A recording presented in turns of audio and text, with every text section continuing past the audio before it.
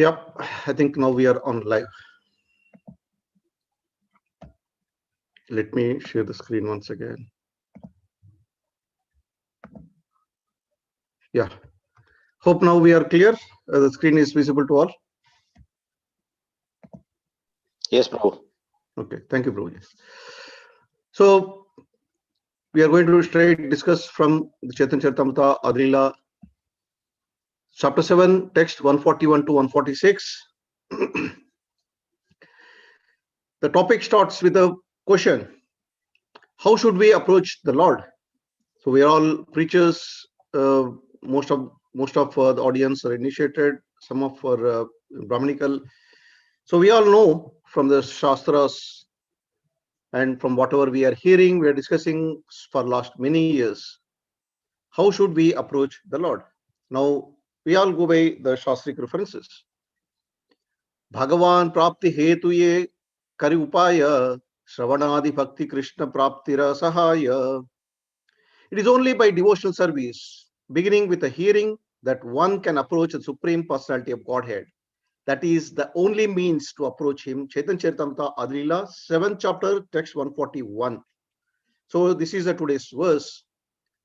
Bhagavan prapti hetu ye kari upaya, Shravanadi bhakti Krishna praptira sahaya.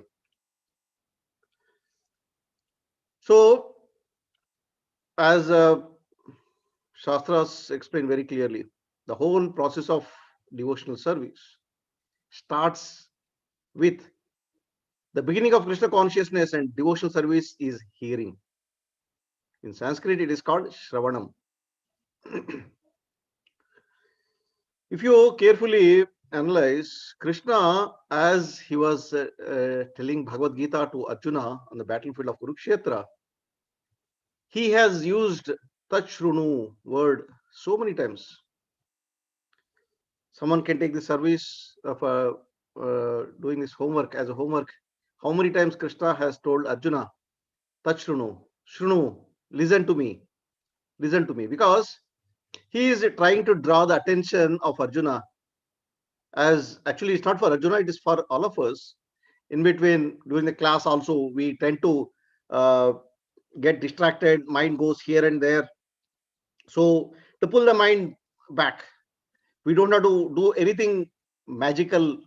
So just Krishna says, just hear what I say, hear what you chant.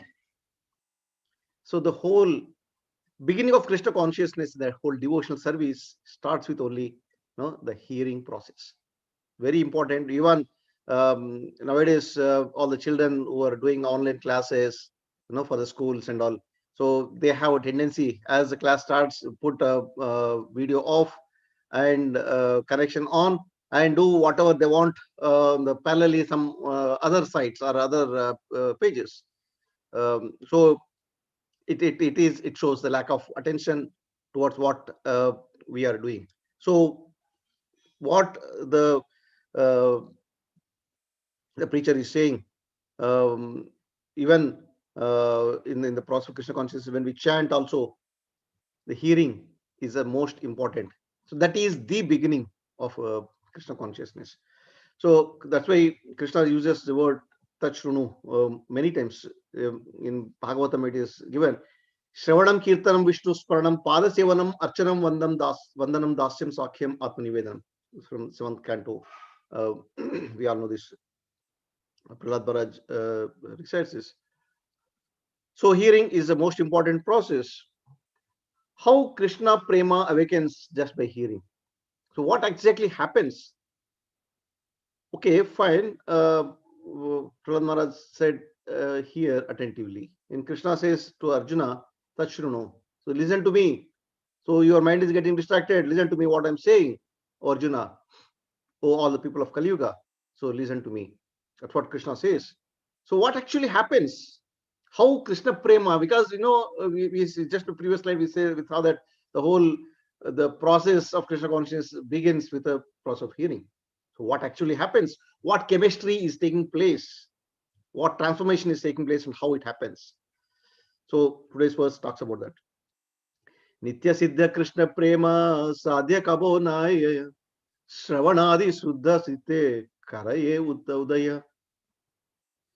Pure love for Krishna is eternally established in the hearts of the living entities. It is not something to be gained from another source. When the heart is purified by hearing and chanting, this love naturally awakens. Caritamrta Adilila. Here, Lord Chaitanya Mahaprabhu himself is telling to Sanatana Goswami. Actually, it's a series of instructions he gives to Rupa Goswami and then to Sanatana Goswami in from chapter 19 onwards of Adilila. Wonderful, amazing instructions meant for all of us. The whole Chaitanya Charitamrita revolves on these 3 or 4 chapters, where it is a condensed version of all the scriptures. From these instructions, Rupa Goswami, Chaitanya Goswami, Rupa Goswami, Sanatana Goswami, they wrote so many scriptures. So, Nitya Siddha Krishna Prema Sadhya Kabu Naya. Shravanadi Suddha Chitte Karaye Udaya. So, here Chaitanya Mahaprabhu is saying, pure love for Krishna is eternally established in the hearts of living entities. So, dear Prabhuji Matajis, this hearing process is not bringing into the Krishna consciousness within our heart. What actually this hearing process does, this pure love for Krishna is already exists in our heart. It eternally established in our heart. Then what we are talking about, awakening of Krishna Prema. So it is in a sleeping mode. The Krishna Prema, which is in our heart, is in a sleeping mode. So it is covered with so many anarthas. So what this chanting does, the hearing process does, not only chanting, hearing of Srimad Bhagavatam or all the instructions of Lord or Acharyas, what actually it does? It is not something to be gained from another source. When the heart is purified by hearing and chanting, this love naturally awakens. So it just clears all the anarthas which is accumulated in our heart, this hearing process. So when the anarthas is completely cleared from our heart, so what is left out is a pure state. We all remain in the mode of pure goodness, the purest goodness, because all the anarthas are gone. That process is taken care by hearing. Once we start hearing attentively, so Arsisan always say that attentive hearing is more important. Even when we sit for the class, we should try to, because mind is, it always wavers here and there. So one should try to hear attentively to what acharyas say, what Lord says. So love of God is dormant in everyone, and if one is given a chance to hear about the Lord, certainly that love develops. So this is what Srila Prabhupada says in the purport, that we have opened hundreds of centers all over the world just to give people in general a chance to hear about Krishna and accept Krishna's prasadam.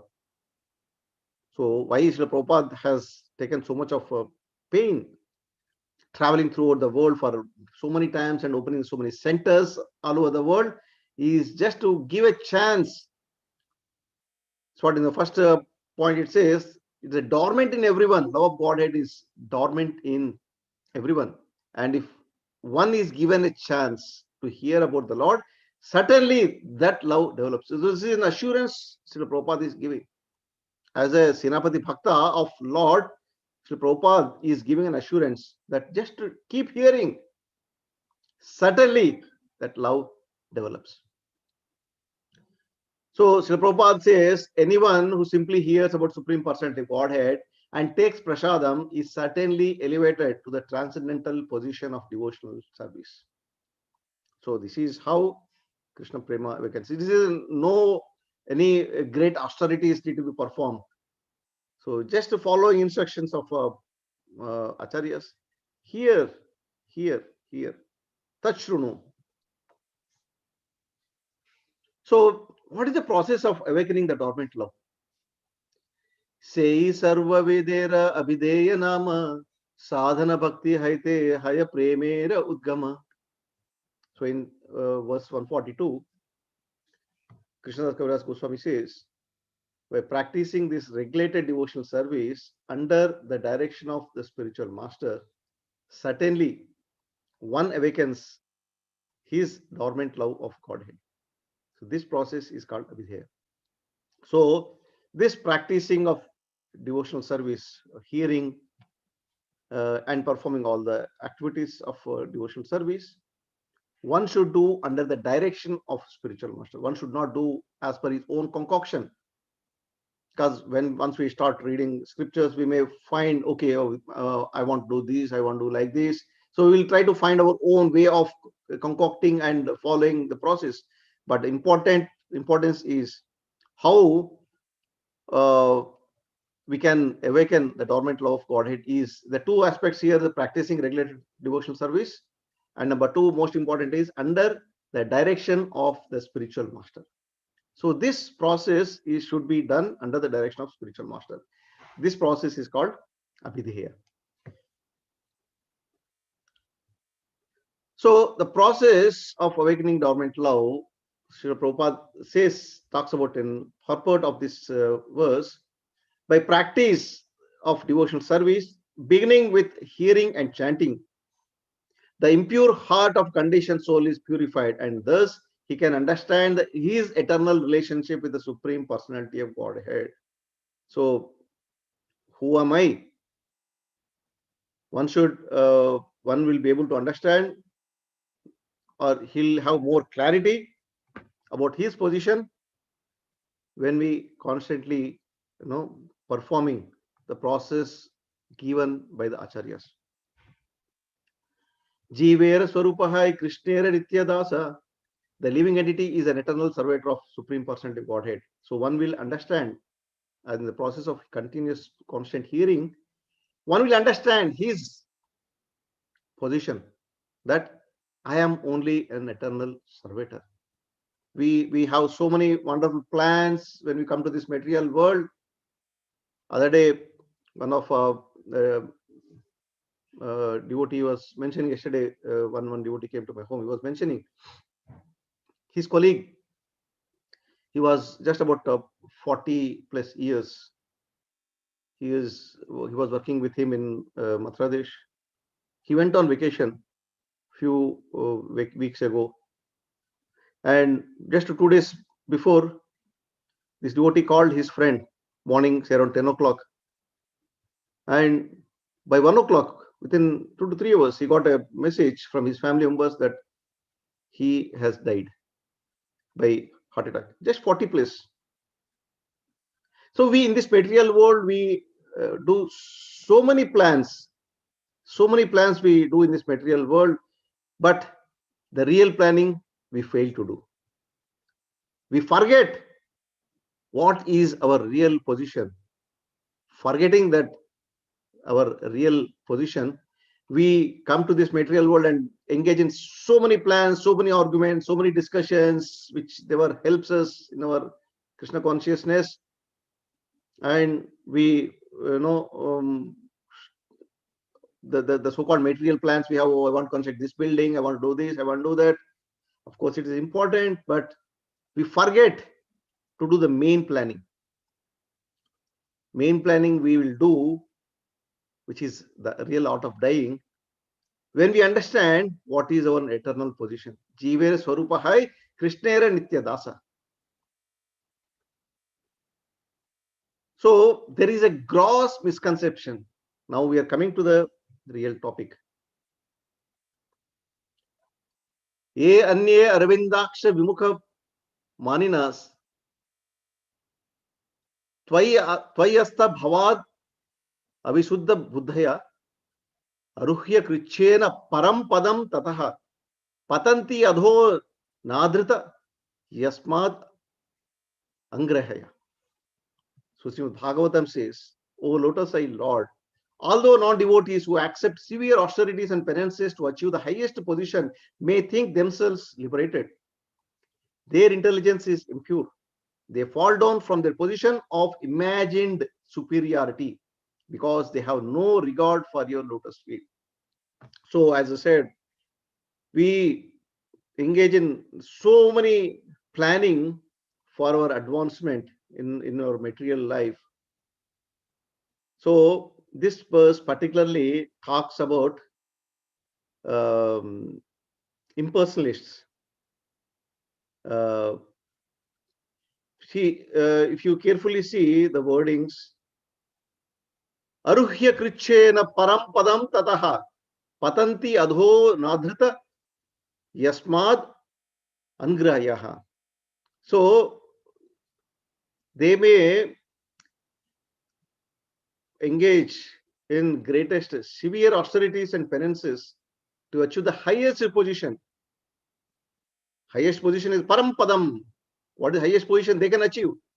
The highest position what they can achieve. If you, I'm not going in detail of the purport of this verse, so we can see what Prabhupada says in this purport.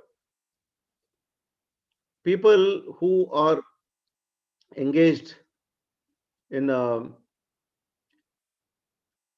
you see, the O lotus-eyed Lord, although non-devotees who accept severe austerities and penances to achieve the highest position, the impersonalist, they engage in the severe austerities and penances. What is the highest position they can reach is only Brahman. So, even that highest position, what will happen? Patanti adho. Prabhupada says they will fall down adho to this material miseries of this material world. They will fall down.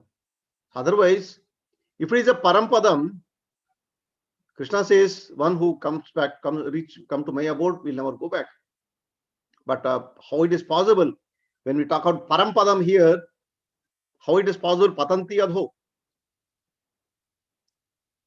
Because they fall down from their position of imagined superiority, because they think that this is the highest position, because they have no regard for your lotus feet. How it happens, that we are going to see in the coming slides.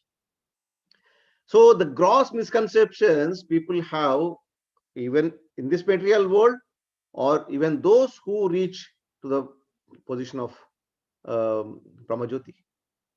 So the gross misconception what we generally have is, oh, this is the highest position, what have I am.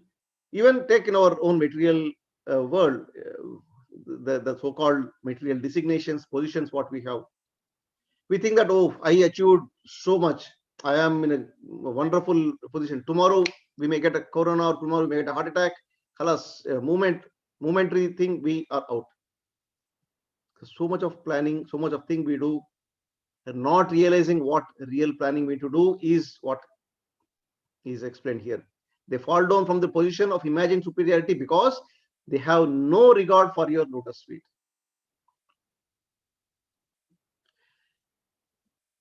How to lose the material attachment? Because of our attachment to this as a sense gratification, or our own process, which we think this is a superior process, concocted process.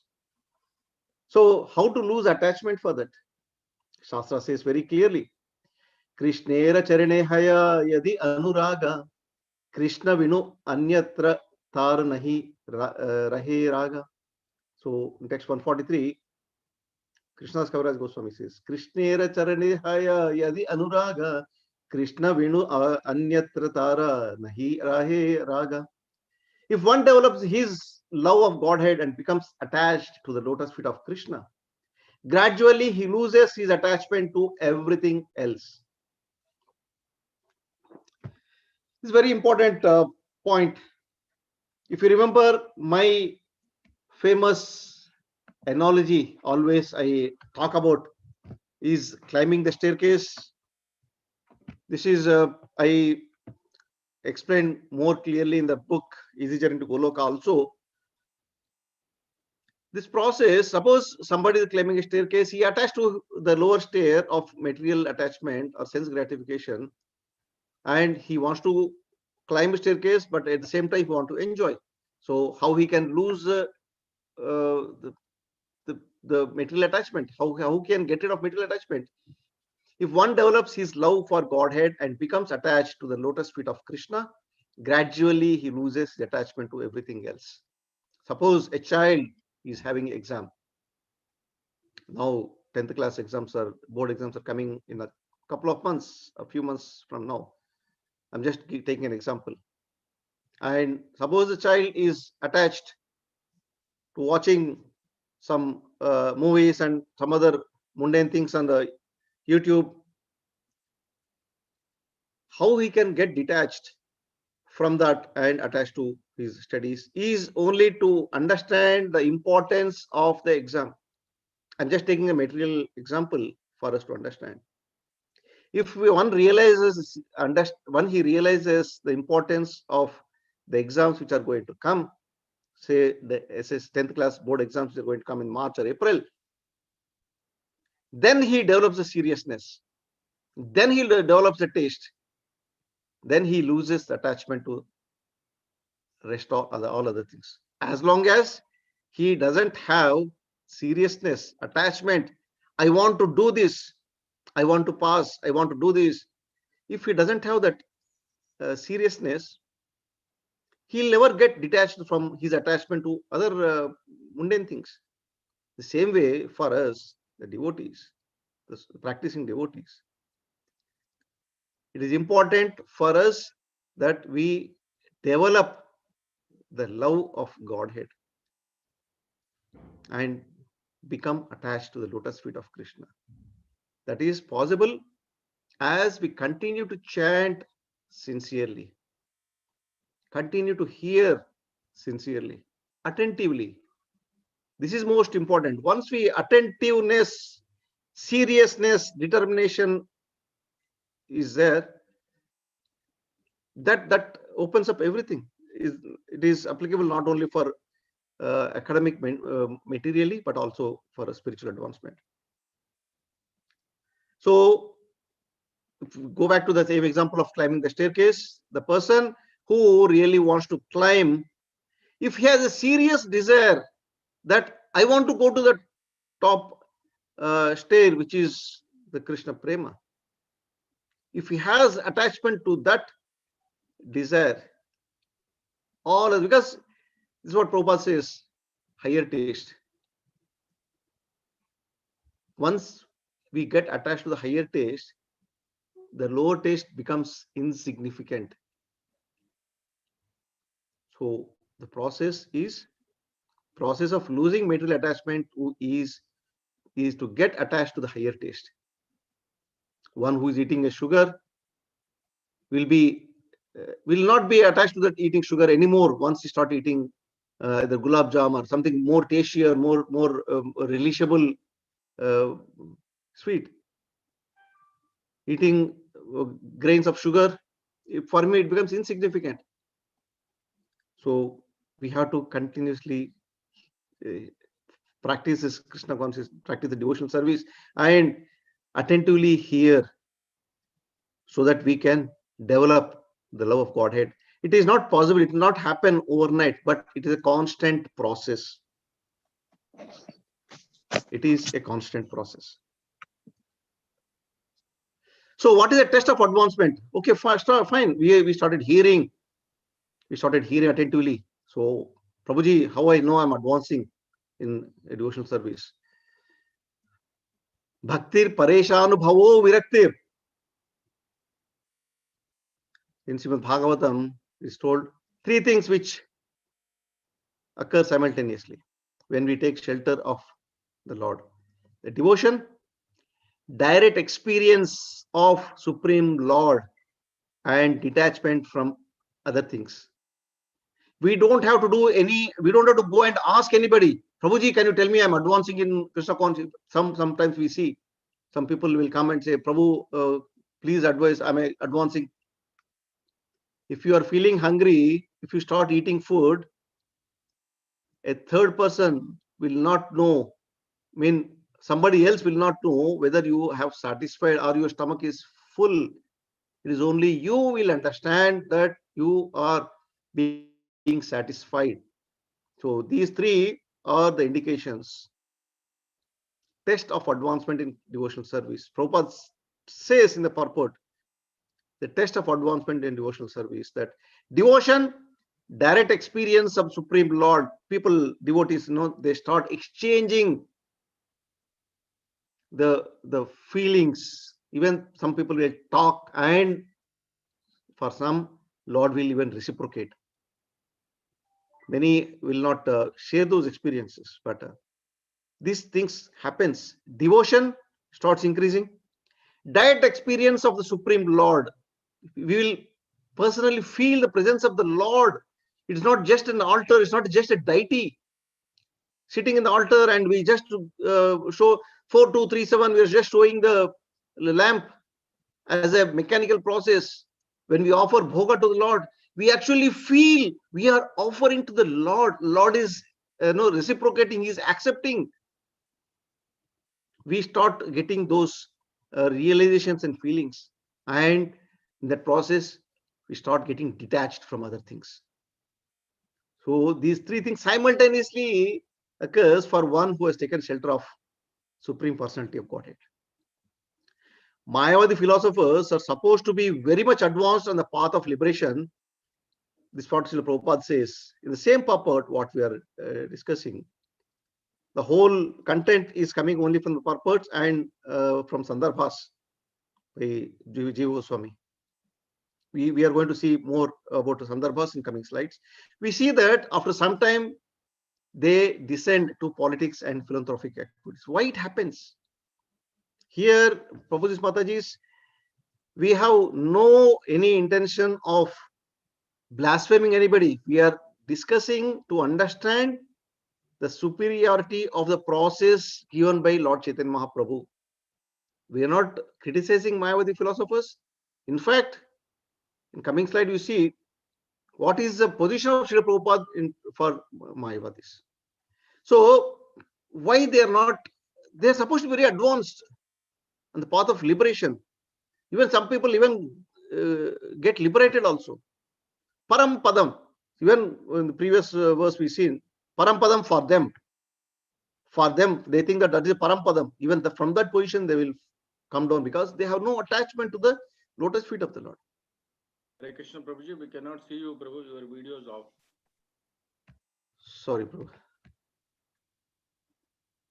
Yeah. So the Mayavadi philosophers, they're supposed to be very advanced on the path of liberation. Some of them even get liberated also. But we see that after some time, they descend to politics and philanthropic activities. Needless to take anybody's name, because we are not trying to comment about them. We are trying to understand what is the path we should follow. So this is the difference between Vaishnava and Mayavadi philosophers. Because we are sadhakas, we are attached to the lotus feet of the Lord. Because we are going to see in coming slides, I'll explain further there. Devotional service, therefore, is practical, whereas Mayavadi philosophy is merely a mental speculation. So this is the difference. It's a practical, it's a devotional service, is a practical aspect, whereas that is Mayavadi, this thing sitting and now speculating so many things. I am like the discussion which is happening between Lord Chaitanya Mahaprabhu and Mayavadi sannyasis. They advance each other as Narayana. So they think that they become Narayana by practicing devotion. So this is the main difference, or the only difference is the Vaishnava philosophy talks about the practical aspects. Mayavadi philosophy talks about mental speculation. So no offense to anybody. So in verse 144, continuation to this sloka, this series, what we are discussing. This sloka we discussed in the past also. Panchama Purushartha se prema mahadhana Krishnera madhurya rasa karaya aswadana. Love of Godhead is so exalted that it is considered to be the fifth goal of human life. By awakening one's love of Godhead, one can attain the platform of conjugal love, tasting it even during the present span of life. We don't have to go back to spiritual world and then start experiencing the bliss. Panchama Purushartha say Prema Mahadhana. Prema Mahadhana. It is an ultimate treasure. Krishnera Madhurya Rasa Karaya Aswadhana. So we start experiencing Madhurya Rasa, the nectarian juice of this fruit. We start experiencing even this life itself. We don't have to go back to Goloka Vrindavana and then engage in service and then start experiencing the bliss. The beauty of Krishna consciousness is it is the fifth goal, it is the main goal. Otherwise, dharma, artha, kama, moksha, these are the you can say short-term goals for us to achieve the main goal. Suppose for a child, the main goal is to pass the exam. And you ask, okay, what you are going to do today? You'll say, I'll get up and brush my teeth. Then what? I'll take a bath. Then what? Then I'll have prasadam. So these are all activities we do on a everyday basis, but his main goal is to study. That is ultimate goal. But whereas people are focusing on eating food and dressing nicely, think that these are our main goals. Not realizing that love of Godhead is so exalted that it is considered to be the ultimate goal. The fifth goal means, why is it called fifth goal? It's not that there are total 4, 5, and this is a fifth one. You can choose any one of them. No, it is the ultimate, highest goal of human life. So by awakening one's love for Godhead, one can attain the platform of conjugal love, tasting it even during this present span of lifetime. Krishnera Madhurya Rasa Karaya Aswadana. So we can start experiencing the taste of Madhurya Rasa. So how it is possible for transcending beyond liberation? The Mayavadi philosophers consider the highest goal of perfection to be the liberation, mukti, which is a fourth perfectional platform.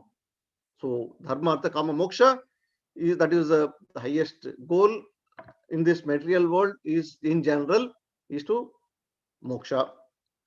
So the most elevated Mayavadi philosopher can rise to the platform of liberation, but Krishna Bhakti, devotional service to Krishna, is transcendental to such liberation. I'm taking these points from the purport only, not from anywhere. It's not my own statements. From purport, what Sri Prabhupada has given. The most elevated Mayavadi philosopher can rise to the platform of liberation, but Krishna Bhakti, devotional service to Krishna, is transcendental to such liberation. So we transcend even beyond the liberation. Mayavadi philosophers are jealous of the existence of personality of Godhead. Therefore, the Vedanta Sutra is not actually meant for them. So, Vedanta Sutra is meant for devotees who are serious in transcending beyond liberation. Because when someone is not ready to accept the form of the Lord, or he is, Prabhupada uses the word, they are jealous of the existence of the personality of Godhead. How can they understand something which exists beyond the Brahman concept? So they will not understand that, because the highest position what they can go is only up to the platform of liberation. Krishna Bhakti, devotional service to Krishna, is transcendental to even such liberation. We are going to see coming slides very beautiful points. Can a liberated person become a devotee? Now we are talking about in the previous slide we saw a Mayavadi the highest position person a Mayavadi can reach is the point of liberation. Now, question is, can a liberated person become a devotee? This is Chaitanya Mahaprabhu says this to Rupa Goswami in Adilila 19th chapter.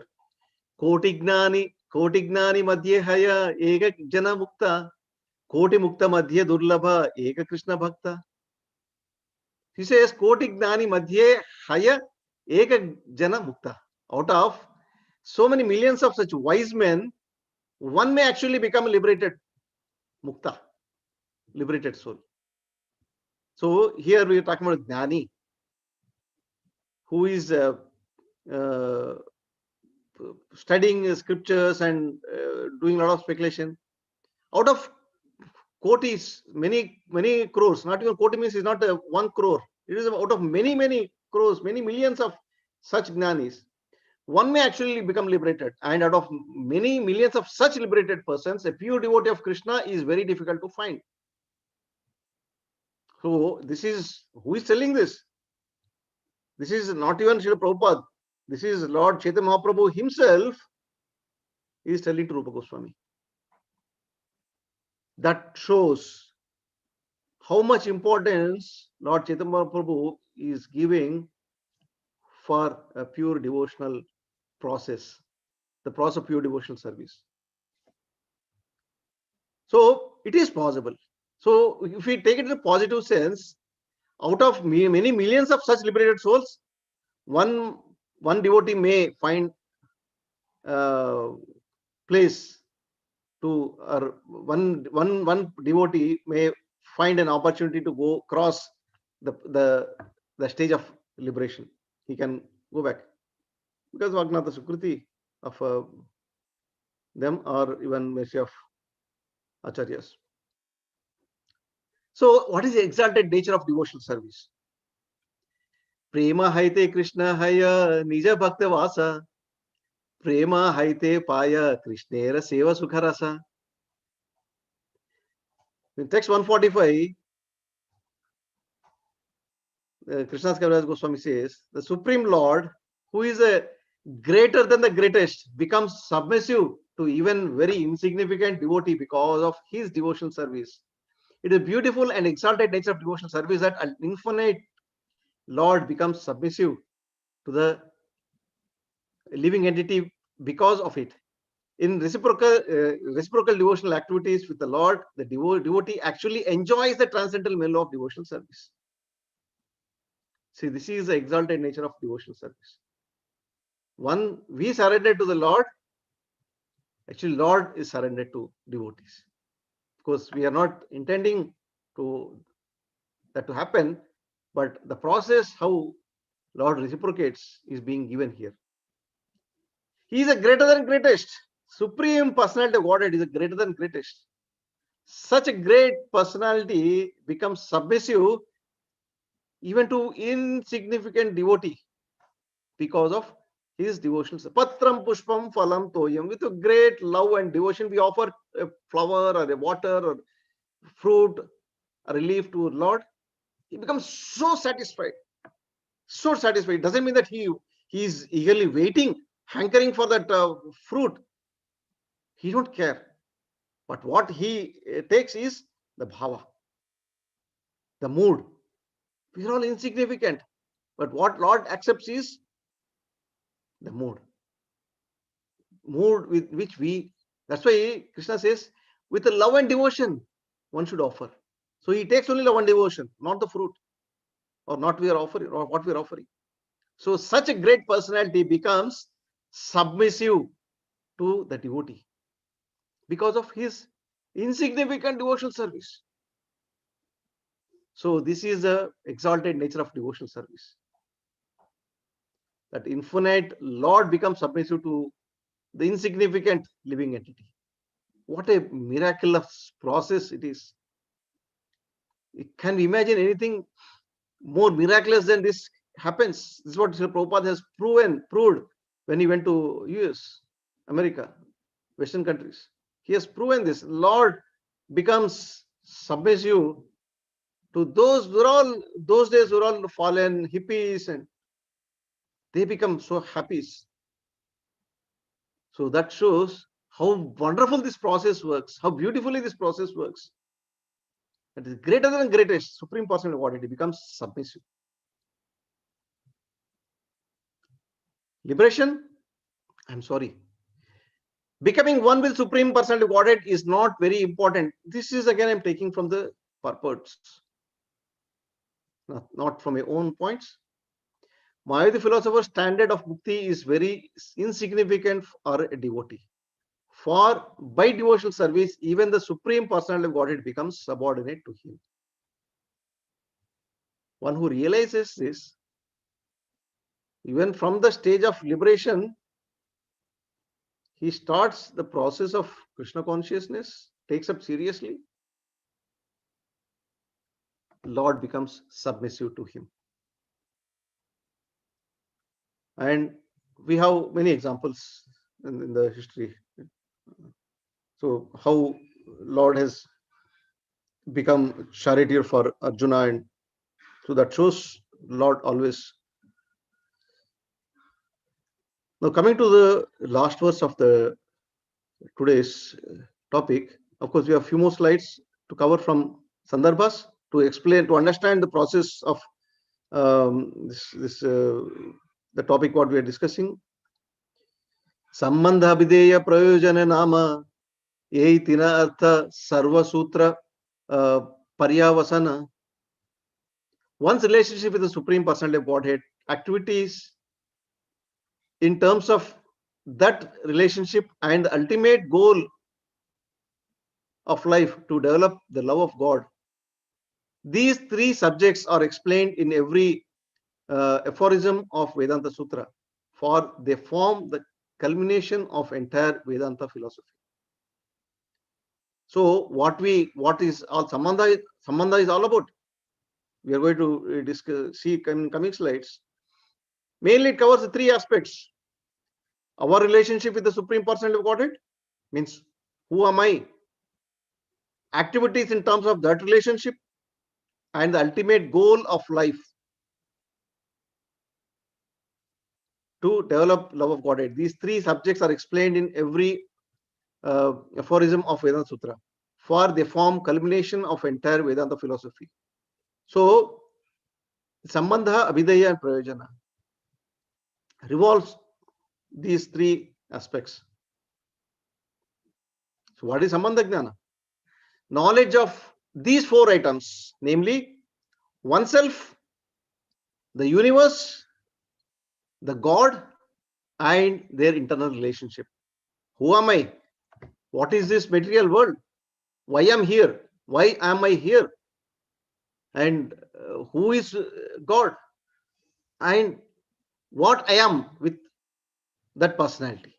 So these four aspects, if we know, then we have Sambandha Jnana. That is the Sambandha Jnana, or the knowledge of one's relationship. When one is convinced about his relationship, which is called Sambandha. So Sambandha Jnana is knowledge of these four items. Once I'm convinced that I am Lord's eternal servant, Jiver Sarupa Krishna Nityadasa. Once I am convinced, theoretically I know that is Sambandha Jnana, but establishing Sambandha is when I'm convinced that I am the servitor of Lord. That is Sambandha. So once we establish the Sambandha, what is Abhidaya? Very simple. We act accordingly. It's called Abhidaya. So it is like suppose if someone wants to go to from here, say I am in Madhya Pradesh, I want to go to Chennai, for example. So what I am supposed to do is first I have to decide where I want to go. Okay, I want to go to Chennai. Then what I am supposed to do? I had to do a planning. I had to call the agent or the airlines, book a ticket. And nowadays the new rule of a COVID PCR test. Okay, that we have to do. That is everything is Sambandha Jnana. Then act accordingly. I had to simply go and sit in the flight. Sit in the flight in which I have booked or I have decided to go. I want to go to Chennai. Suppose instead of Chennai, suppose I want to go. I started trying to board a Delhi flight. I will not go to Chennai. So I have to act accordingly what I have planned in Sambandha Jnana. Identifying the relationship and establishing, okay, what I'm supposed to do to go that. A child who is writing exam, first he wants his one is, I want to pass exam. For that, what I have to do? I have to make a planning. I have to get up this daily 3 hours. I have to study and all these things. He will make a perfect plan. Then Abhideya is act, not a plan and sleep. Plan and act. This is where we generally fail. We generally fail only in this aspect of executing what we planned. So when we act accordingly, this is most important, act accordingly, that is called Abhideya. So what is the Prayojana? Prayojana, actually, we don't have to do anything. Simply we go and sit in the flight, we go to Chennai. So going and sitting in the flight is more important. The next step is Prayojana Siddhi, or fulfillment of the ultimate goal of one's life. It happens automatically when we follow the Abhideya process perfectly. If one can understand his relationship with Supreme Personality of Godhead and act accordingly, automatically, this is very important word, automatically his mission in life is fulfilled. We don't have to do anything for Prayojana. Just do Sambandha and Abhideya, that's enough. Now, most important point, why Srila Prabhupada is so compassionate for Mayavadi philosophers. We all think that Prabhupada is so angry. No, Prabhupada is not angry. Prabhupada uses strong words. He calls him a rascal and so many things, but he's so compassionate that exhibits compassionate nature of Srila Prabhupada. He is concerned. The Mayavadi philosophers miss even the first stage in self-realization because they have no conception of God's being personal. There is no sambandha only. When we don't understand the physical form of the Lord, then what relationship I'm going to have with the Lord? It is void, shunya. Nirvishesha shunyavadi. That's what Prabhupada we glorify. Paschatya Deshatarin. So they were all kind of in that stage. First of all, we need to establish a sambandha. Here there is no sambandha only. That's why Srila Prabhupada is very compassionate. This point we try to understand. Prabhupada is not angry. None of us, we have any problem with this is only compassion. It's not that we are meditating on this. The subject we are trying to discuss and understand. So they miss even the first stage of, so suppose he wants to go to Chennai, he's booking a ticket for Delhi. So where the sambandha exists, where he will go. So he wants to go to Chennai, he is booking a ticket to Delhi. So definitely there's no sambandha only. The very basic first step itself the people are missing. The whole process, it is like this. A person, devotee may go this way. You want to go to a particular stage. Suppose slightly he change his direction, he go completely different direction. We are going to see in coming one of the slide. So first of all, there is no sambandha. He is the master of all, and he is only one person who can accept the service of all living entities. But since this knowledge is lacking in Mayavadi philosophy, Mayavadis do not have knowledge even of their own relationship with the God. Wrong sambandha leads to wrong abhideya. The whole process is changing. Your destination is something X, but you turned your face towards Y, started your journey.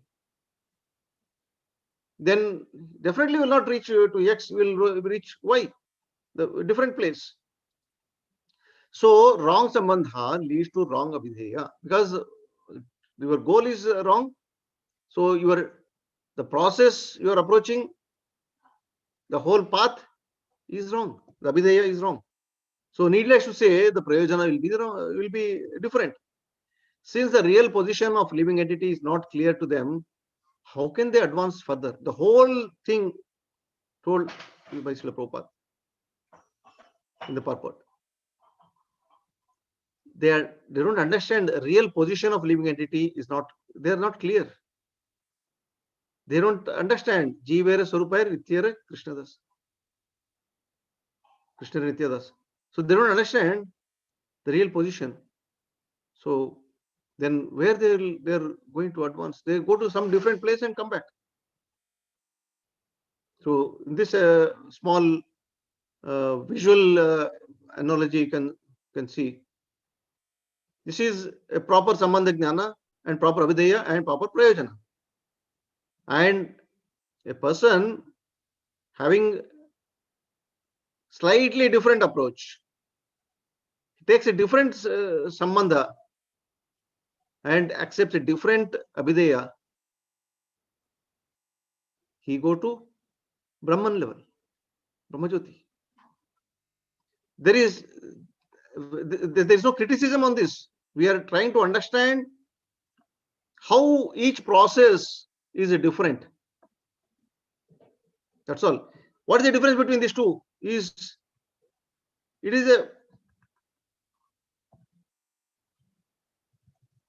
see, this is a straight process. He accepts Sambandha, he takes Abhideya, proper Abhideya, and he gets a Prayojana, whereas the next one is he get attached to the effulgence of the Lord and slightly changes his direction, Abhideya, and he reaches to different Prayojana. It's very simple. It's very easy to understand. So now we talk couple of slides on the 6 Sandarbhas by Srila Jiva Goswami to understand more about this, what we discussed today. All of us, or many of us, 99% of us know who is Jiva Goswami. He's a great personality who was very, very dear to Lord Nityananda. Lord Nityananda personally takes Jiva Goswami for Navadip Parikrama. Very beautiful book written by Bhaktivinoda Thakura. Beautiful book, Navadip Mahatmya. There, Lord Nityananda Prabhu explains glory of Navadip. So, such a great personality is Jiva Goswami. Personally, Lord was showing or explaining about the glories of Navadip. He personally takes every place in Navadip and explains him. It's a great personality. He is a nephew of Rupa Goswami and Sanatana Goswami. He wrote 6 Sandarbhas.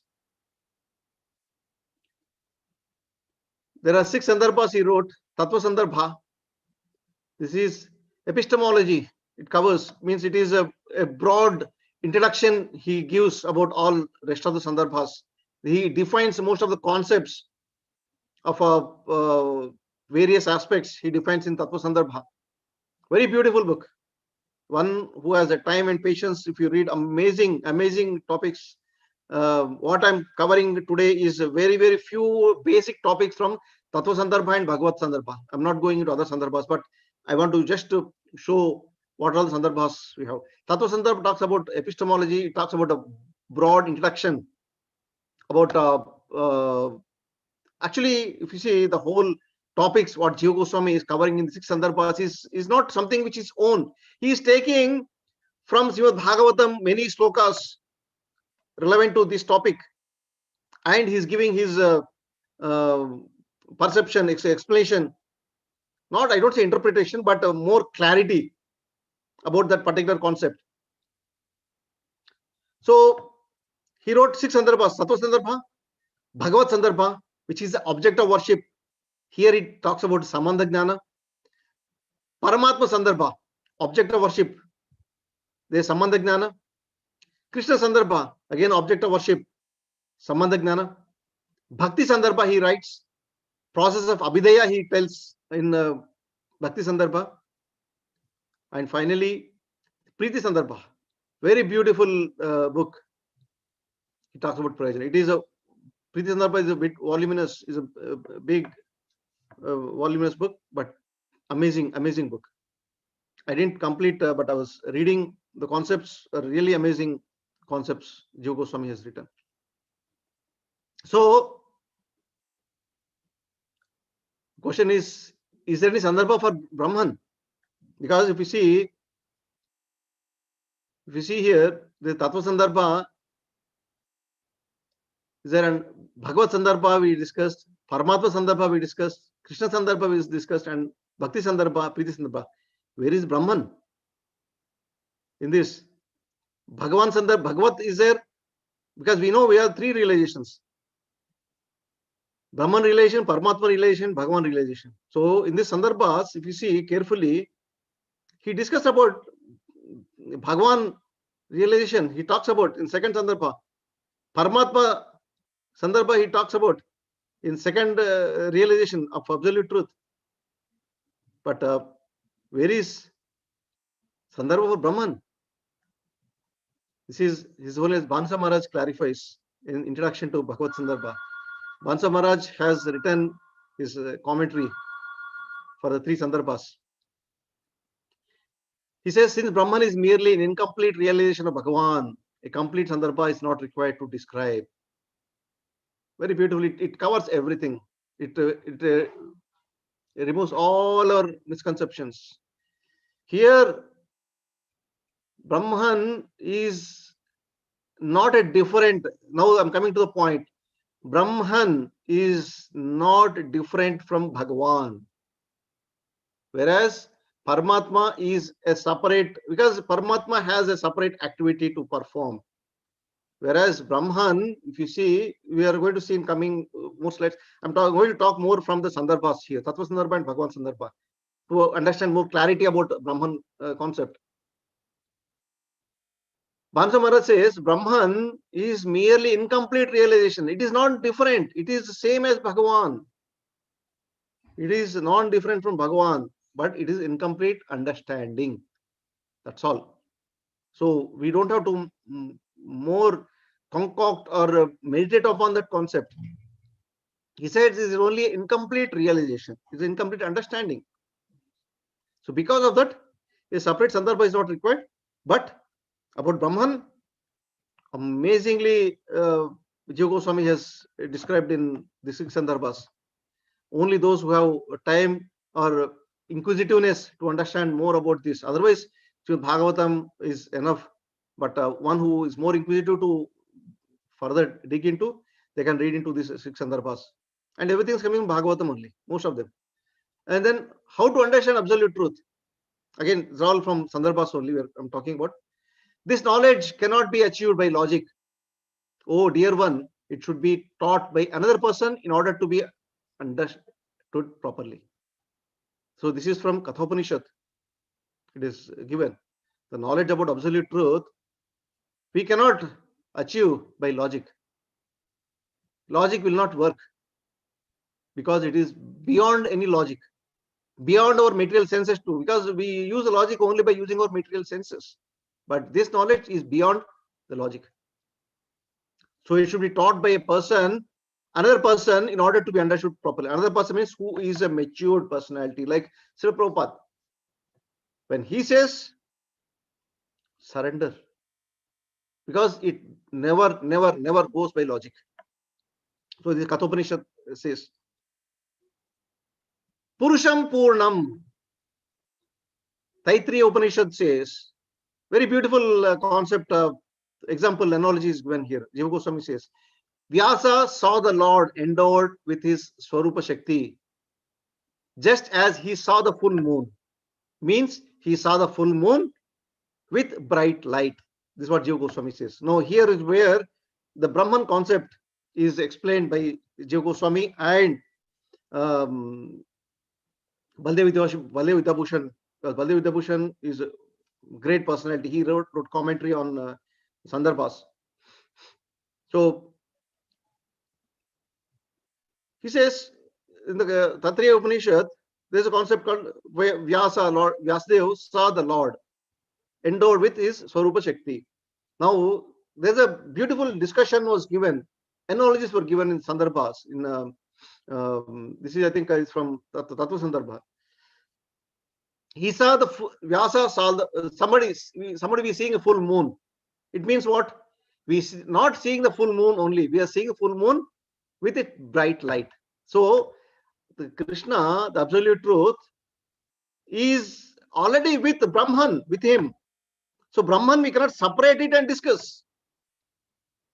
Try to understand the concept. Brahman is not a separate entity. It's only a realization. So when we see the moon, full moon, it is natural that we see the moon with a bright light. So we say light is Brahman and moon is Krishna. No, moon with light is Krishna.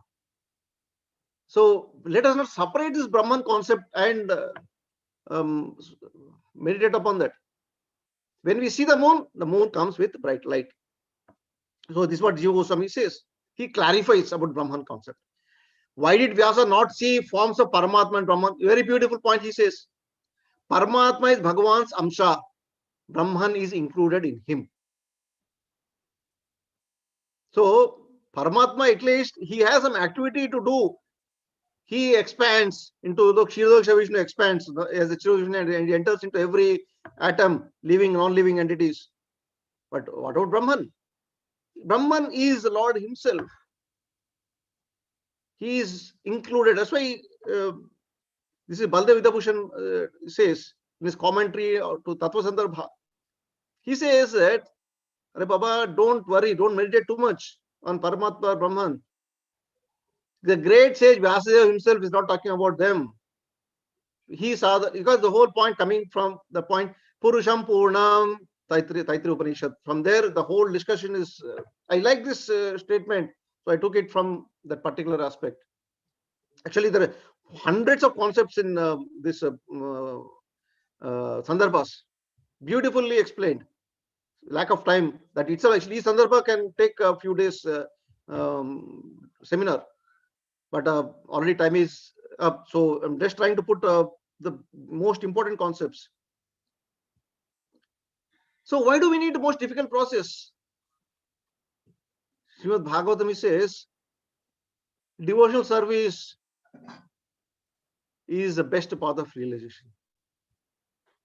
And he's saying if somebody is taking a different process of, say, Mayavadi philosophers, they takes a different process.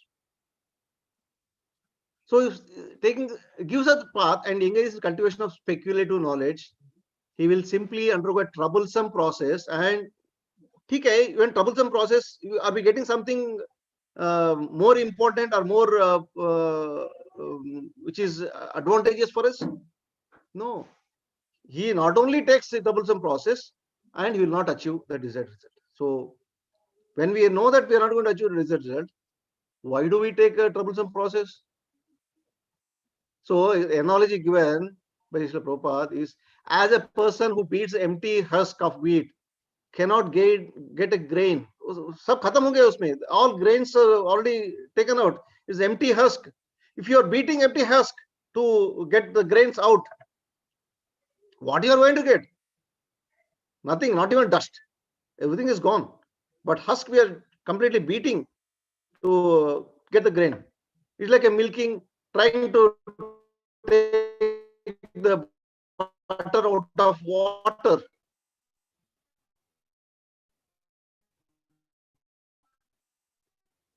If you're churning the water, will not get butter.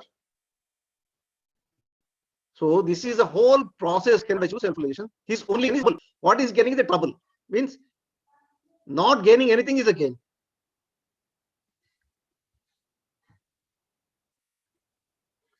So just another 2-3 slides, we'll close this.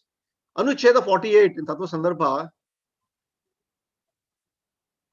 So here it says, Atha tasyaiva prayojanasya brahmananda anubhavat Api paramatvam anubhutavan. So Vyasa realized this prayojana to be the most greater than realization of the bliss of Brahman, since he taught Sukadeva this scripture of Srimad Bhagavatam, so that he could attain the bliss of Prema. Previously, Sukadeva was absorbed in the bliss of Brahman. So Vyasadeva understood, that great sage understood that this prayojana to be more greater than the realization of the bliss of Brahman. So he taught his son the scripture of Srimad Bhagavatam. So we all understand that Vyasadeva was running behind his son Sukadeva Goswami. When immediately after taking birth, he was going away. He was behind him, crying. Somebody asked also that such a great personality, why he is so attached to his son, that he is crying behind him, oh my son, oh my son. He is not attached to his son. He wants his son to understand the real knowledge. Like this is compassion. This is what compassion of Srila Prabhupada about Mayavadi philosophers. He's not angry, or he's not attached to them, or detached to them. He's concerned, he's compassionate. Same way Srila Vyasadeva is compassionate. He wanted to give this scripture of Bhagavatam because he understood that this is more important, greater realization. Okay. Hare Krishna, can you please mute? Someone. So previously Sukadeva Goswami was absorbed in the bliss of Brahman. So this is Jiva Goswami is saying in Anucheda 48 in Tattva Sandarbha. Tattva Sandarbha talks all the Anuchedas, like it is slokas and whatever we call. And Baldev Uddhabhushan clarifies, confirms Sukadeva Goswami was fixed in the bliss of Brahman. So he confirms in so Anucheda 48. So we all know this is very beautiful, but Dharma Projita Kaitavatra Paramo Nibhatsaranam Satam Vedyam Vastavam Atra Vastu Sivadam Tapatrayon Mulanam. So in this verse, if you Vedyam Vastavam Atra Vastu Sivadam, what is that form of that Vastu? Vastu means a substance, an entity. That form is Advaita. Each one will understand different way. The supreme conscious being, Jnanam,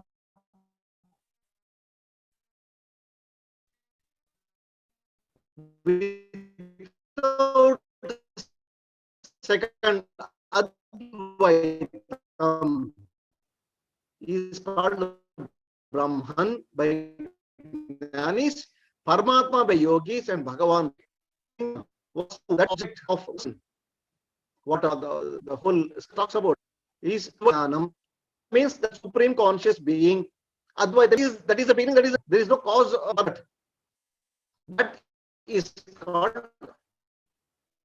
Brahman by Jnanis, Paramatma by Yogis, and Bhagavan by devotees.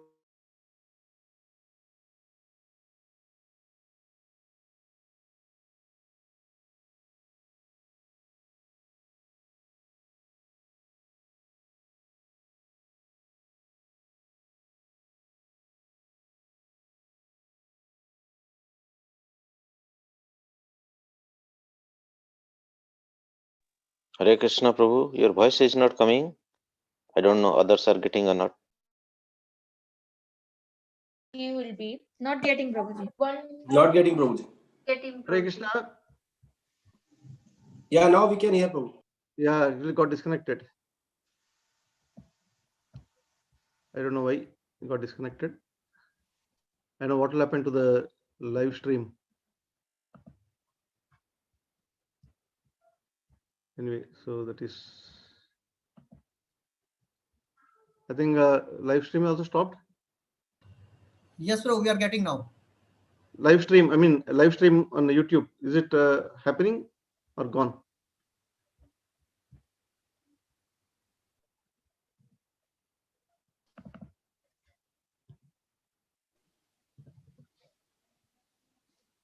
Yeah, I think it is there. Okay, fine. We'll continue. That's not important. Okay, we are just 1 or 2 slides away. So this is what no Jiva Goswami talks about is Advaitam Jnanam. So this is Advaita means there is no second, there is no cause for that.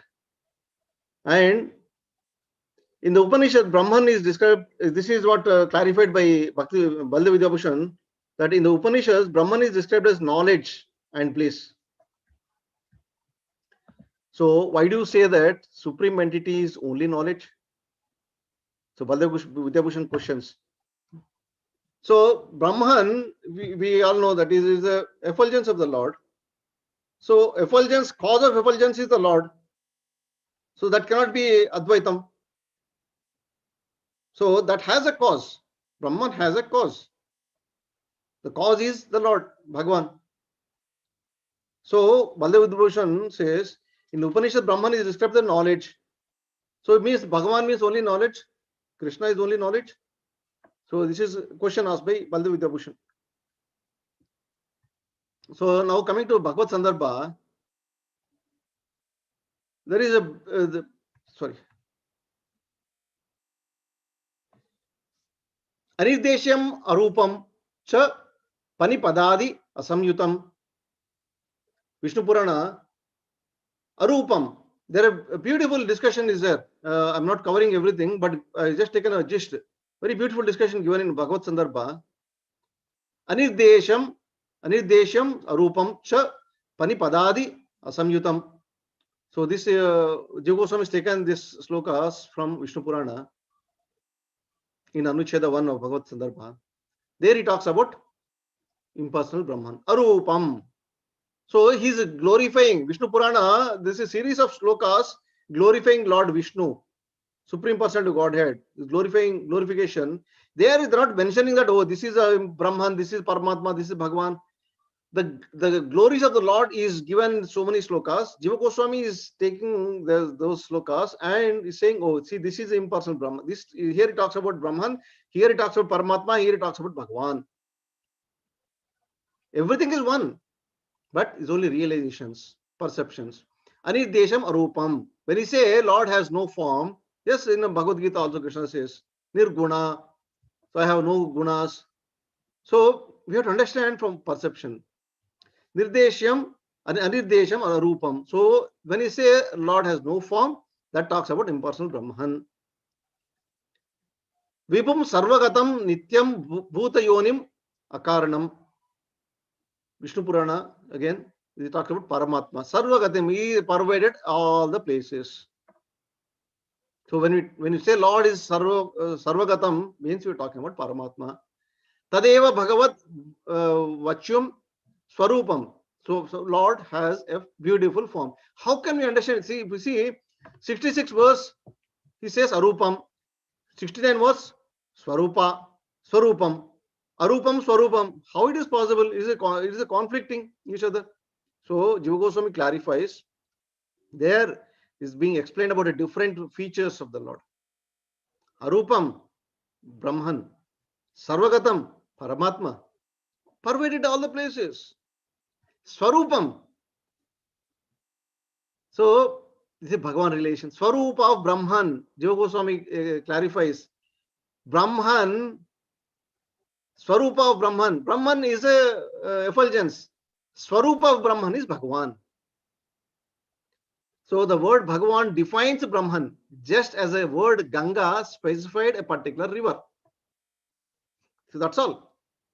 So the Sandarbha is actually making the concept even more clear. Actually, we can go into very deep, but since the time is up, so I'm not going further. So in Anucheda 5, Brahman, which is known as an unlimited happiness and freedom from grief, is one aspect of the Supreme Lord. Is only one aspect. Brahman is an introductory realization. Very beautiful point Jiva Goswami has said. Brahman is an introductory realization of the Lord with no qualities, being the formless aspect of Bhagavan. Realization of Bhagavan endowed with the qualities and form takes place after that. So it is quite natural It is a basic understanding, introductory realization of the Lord. No qualities, no form. When you talk about a Lord who has no qualities and no form, that means it is Brahman. When we talk of when we realize Lord with form and qualities, that is Bhagavan. That's all. So, and that concept comes the place after Brahman realization. Brahman, which arises from Bhagavan's Swarupa, is a basis for realizing Bhagavan. So, like moons, like always we say the moonlight or sunlight, we say. So, light is the first we see. Then we see, when we come out and see, yeah, sun is there or moon is there. So, that is when we see light is there, means, oh, moon has come or sun has come. So, that is the basis for realizing Bhagavan.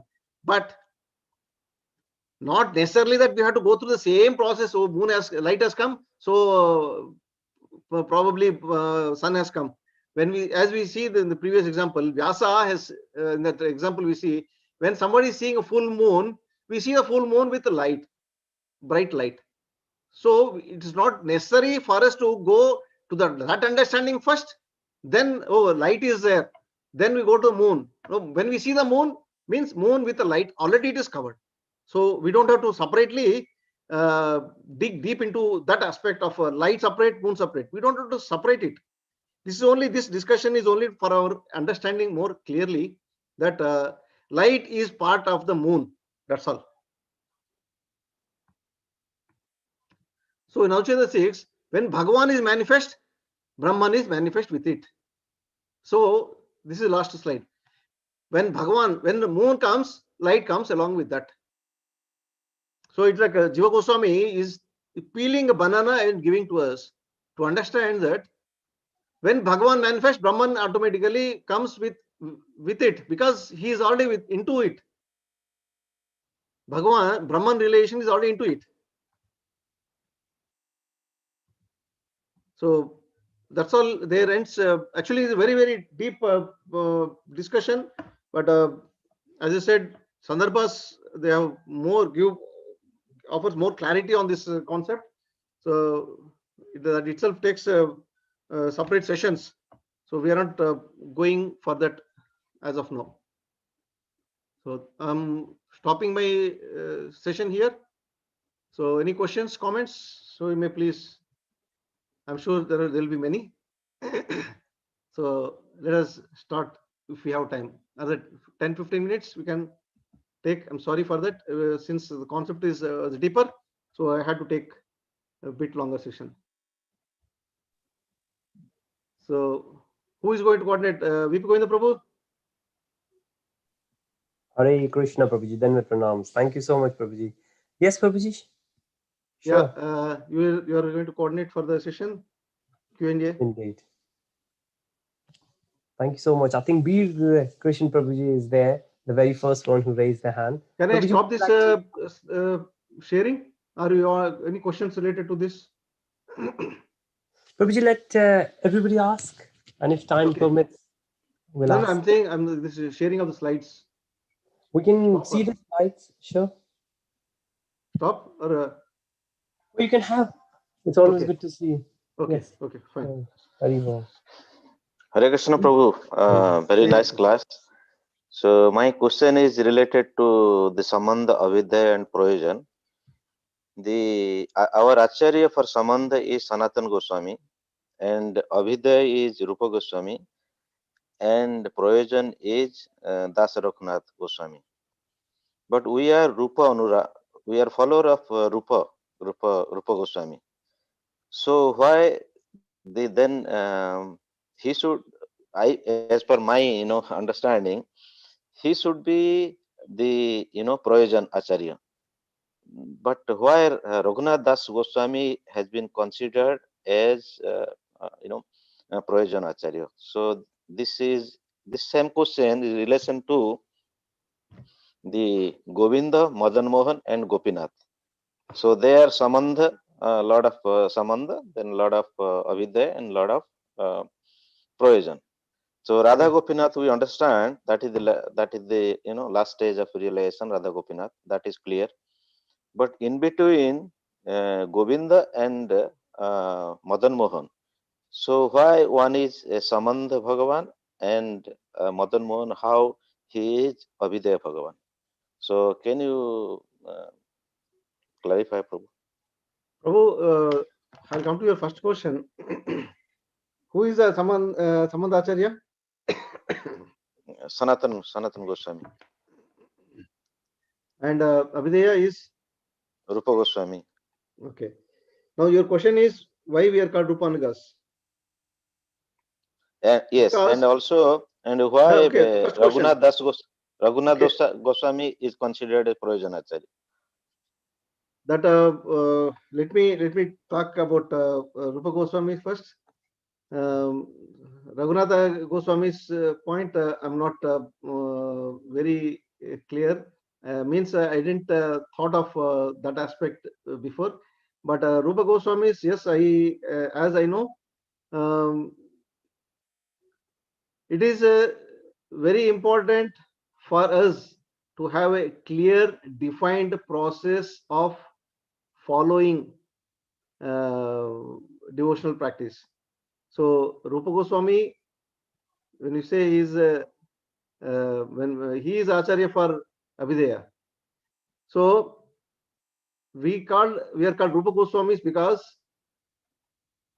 that shows the importance of process of Abhidaya, because whatever sambandha we have, the prayojana, yes, is already defined.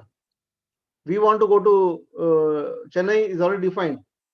Sambandha is like a ultimate, our prayojana is to go to Chennai, that's defined, and we want to go to Chennai, we are making all the arrangements, is sambandha.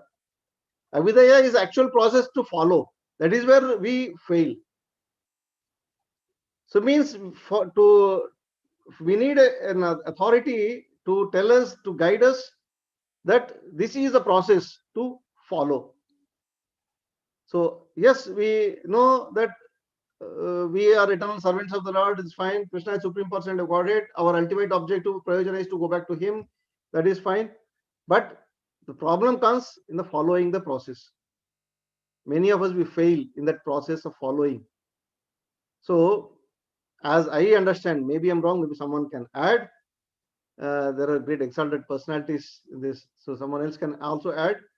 My understanding is that why we are called Rupanugas is because Rupa Goswami has clearly given us the process, how one should, what process one should follow to reach to our prayojana. So this is my understanding. And why Raghunath Das Goswami is called Prayojanacharya, that maybe someone else can add. I'm not aware of that. I mean, I didn't think of that. Maybe I can inquire and get back to you. Same way, even Madan Mohan, Radha Madan Mohan is called deity for Sambandha Jnana, right? So No, it is Radha Madan Mohan is a deity for Abhidaya, and Govinda is Samandha. are you sure, Prabhu? No, bro. Madan Yes. Mohan is for Sambandha. Yeah, Madan Mohan is for Sambandha, as I remember. Okay. Yeah. So maybe someone else can add further. My understanding is only the mercy incarnations each deity has is to connect us to the Sambandha Jnana and Abhidaya and Prayojana. Maybe someone else can add further to this. Why each deity is? I think there is in the first chapter itself we discussed about this, but it is not in my memory. Someone else can add why, what are the relevance of these three deities, Sambandha, Abhidaya, and Prayojana deities? Someone Hare else Krishna, can. Prabhuji. Hare Krishna, Hare Krishna. Prabhuji. Hare Krishna. Prabhuji, one point I wanted to add, Prabhuji. Prabhuji asked the question why Srila Raghunatha Das Goswami Pad has been titled as the Prayojana Acharya. So this answer comes in the Adilila. Raghunatha Das Goswami Pad, he has exhibited and he has shown all the symptoms and all the means the etiquette to be a Prayojana Acharya. Being with the association of Chaitanya Mahaprabhu, and in the Radha Kunda after Chaitanya Mahaprabhu, he exhibited all the viraha and all the love of Godhead. That's why he has been titled as a Prayojana Acharya. The Srila Krishnadas Kaviraj Goswami Pad has mentioned this in the Adilila Prabhu. Where and all, I don't know, but I remember like I have read that one. Thank you, Mataji. Thanks for Thank you, Prabhuji. sharing that point. Thank you, Mataji. We'll read it. Sure. Thank you. Hope that answers your question, Birkrishna Prabhu. Yes, Prabhu. Thank you, Prabhuji. Thank you, Mataji also. Bravo, shall I add one point for? Yeah, please, Prabhu. In this is the pastime. Actually, this may not be correct, but this is what I feel. There is one pastime where Rupa Goswami has written, like, okay, where on the Radhayatra pastime, where Chaitanya Mahaprabhu has sang a song which nobody understood. Only in the whole universe, there are only 3 people who can understand. One is Chaitanya Mahaprabhu, second is Lord Jagannath, third is Rupa Goswami. When Chaitanya Mahaprabhu has, after that pastime, after Mahaprabhu has sang that song, which refers to, oh my lover, where are you? When are you going to meet me? After he came back, Rupa Goswami has written in his, in one of the, what do you call that, this one, and he put it on his hut, and he went for bathing. Mahaprabhu, along with all the associates, came to his hut where he used to stay, and he himself find out that verse. He opened that and he saw that verse, and Mahaprabhu felt very ecstatic and asking Swarup Damodar Goswami, how come Rupa Goswami has known my heart? Then Swarup Damodar Goswami said, Mahaprabhu, you are the one who has given that, entrusted that your heart to Rupa Goswami. Because of your mercy only he could able to understand. No one else can understand. So by that, that is why we are all called Rupanugas, because Rupa Goswami is the only person who understands the heart of Chaitanya Mahaprabhu. So because there are other 2-3 instances also where Rupa Goswami, like if you see Sanatana Goswami, Mahaprabhu has instructed only for 10 days. Rupa Goswami instructed for more than a month, around 30 days. So all this, because Rupa Goswami has known the heart of Mahaprabhu, that is why we are called as Rupanugas.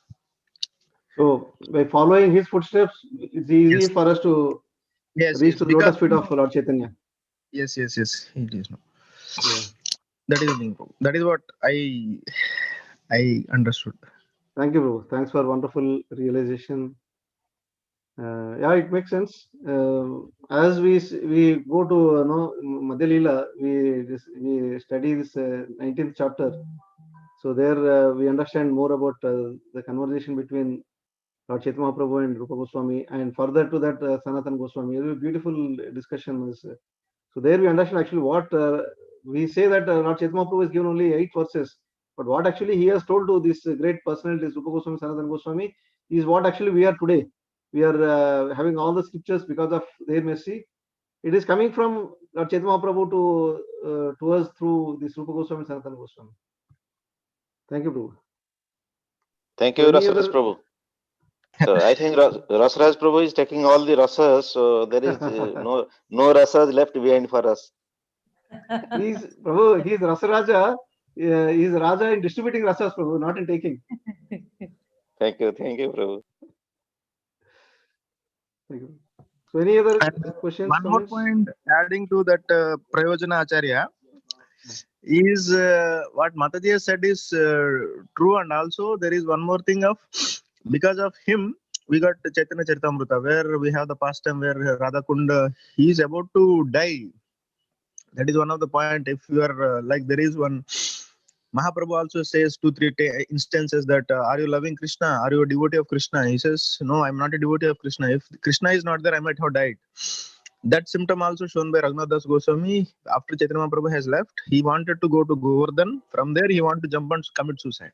And also, okay, the aspect of showing symptoms is one part, but the aspect of following the scriptures, what is written, we know that Vairagya Murti, he is Raghunath Das Goswami. He used to pay 2,000 or 3,000 obeisances daily. He used to chant continuously. He used to weep. Yeah. So the the bhakti process which was given has been executed by Raghunath Das Goswami. He is the shown. And also in Mahaprabhu Leela, when he is in Chaitanya, like when we read the pastimes of Raghunath Das Goswami, when he is meeting Mahaprabhu, he came with along with one shawl. That later Mahaprabhu says, Yeah. you got the new shawl. Then he exchanged the new shawl with the old shawl. We already know that. When beggar is there, he wanted to. And also he has shown the symptoms of vairagya. He used to eat upland food. Then he used to go for begging. Then he's thinking that I am expecting something from the person who is coming down from the temple. Then he changed that. Then he went to that where cows Gutter. used to eat. Yeah. Yeah. That one, that Kalinga cows used to eat at the background. Mm. So slowly, Mahaprabhu has increased that Vairagya, Bhava, and Raghunath Das Goswami. If you see the background, Raghunath Das Goswami is the opulent, one of the richest kid from that village. Hiranya Majumdar and these two, Jagannath Majumdar. Yeah. That person, the highest opulent person, has shown the highest end, the opposite side. And he continued throughout the life. It's not that, okay, after Mahaprabhu has left, he changed everything. He continued throughout the life. Including the Vairagya, he already shared the Chaitanya story, Chaitanya Katha. And also he has given the hope for the whole devotees to come for generations so that they can read and hear Mahaprabhu's Leela. So on the all aspects he has covered. Like, okay, showing the symptoms we can see before there is another great Acharya of Ishwarapuri's Madhavendra Puri. He's also there. He's also he's the first person in our whole parampara who has shown the ecstatic symptoms. But Raghunath Das Goswami is the person who is behind in Mahaprabhu's Leela, like recent 500 years before. He is the one who has shown us what actually to be a devotee, because we need both Jnana and Vairagya. Both are required to become to have bhakti and to develop that. So Raghunath Das Goswami has shown that extreme cases. And Mahaprabhu liked that because Mahaprabhu is Vairagya Pradhan. Because of Mahaprabhu's follower has to be like he has to show the Vairagya in this. So all this, the teachings of Mahaprabhu has been more imbibed and more executed and more applied and shown to the followers, which has given the very the hope for the followers. That gives more like suitable person for him as a Prayojanacharya. That is also we will discuss as Mataji said in next. Thank you, bro. So I can what I can understand or to summarize your point is Raghunath Das Goswami has exhibited the practical aspects of what Rupa Goswami, Sanatana Goswami has given us. So they give the process, and he has he is led as an example. So he practically stood as an example of how one should follow them. So that can be one realization from this. Thank you, Prabhu. Yes, Prabhu. Yeah. Thank you very much, Prabhu. So, Prabhu, so one class by Rasaraj Prabhu. Sure, Prabhu. I'm waiting for him to come forward. I have not even touched Chaitanya Caritamrta till now, Prabhu. How can I give the class? Already in your So heart, Prabhu. without touching itself, you are having all the realizations. So, Prabhu, there is no realization from my end. I am just repeating what I heard. That's all. There is no realization. Prabhu, that's all we want.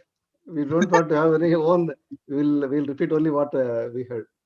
Not Prabhu. touching this many realizations. If he touches, then what realizations will come out and all out of our imagination? Tsunami will come. Yeah, thank you, Prabhu. So, any more comments, questions? I think we have we are running out of time because I have back to back another program, 10 o'clock. So, any other point for discussion? Any more questions? Maybe we can discuss further in the group. VP Govinda Prabhu. Hare Krishna, Prabhuji. Then pranams. Prabhuji, looks like no, we don't have time, but it was great summarization of all the points worth discussing. So thank you so much for such a lovely presentation, Prabhuji. Thank you so much. Thank you, Prabhu. Thank you, Prabhuji Mataji. So we'll further catch up. I'm sure there will be some questions. We'll further catch up in the group because I'm running out of time. Quickly, Janki Mataji, you have something to before we close. Janaki Mataji.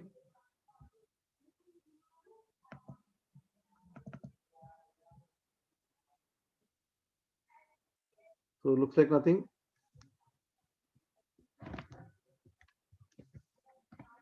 So we'll wind up the session here, since there is no more questions. Hare Krishna. So thank you very much, Prabhuji, Mataji. Since there is nothing, so we'll wind up session here. So let me. Wonderful class, Prabhu. Hare Krishna.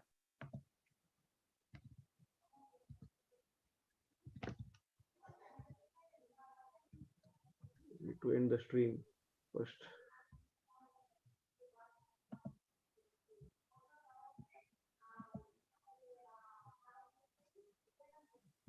Okay. So I'm ending the session.